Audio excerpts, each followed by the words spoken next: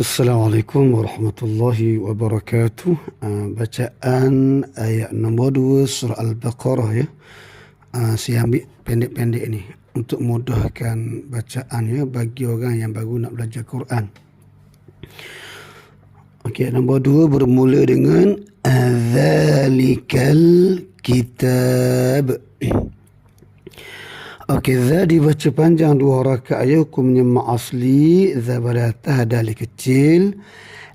Dzalikal kitabu. Okey, pastikan ya huruf zal, hujung lidah ditekan kepada hujung gigi kecil sebelah atas ya, dan keluarkan sikit hujung lidah. Caranya za. Okey, lam bawah li, kaf dataka, zalika.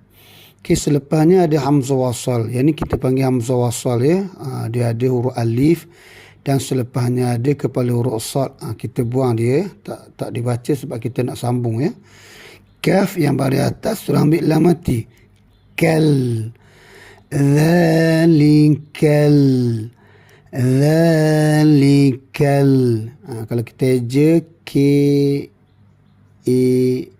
ya. Zalikal. Kaf bawah ki, ni juga huruf kaf ya. Tada tata, ni huruf ta. Ada alif kecil, maka panjang 2 rakaat ya. Hukumnya mat asli. Zalikal kitabu. Kitabu.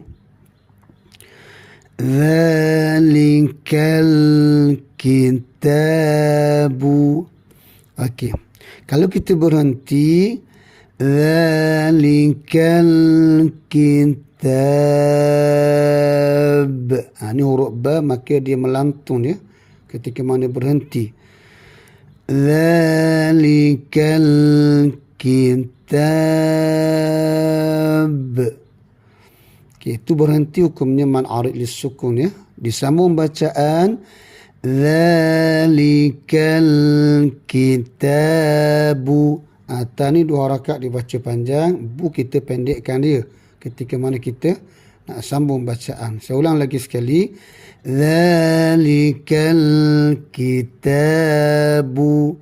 Jika berhenti, zalikal kitab. Okey, kita akan sambung lagi selepas ini insya-Allah.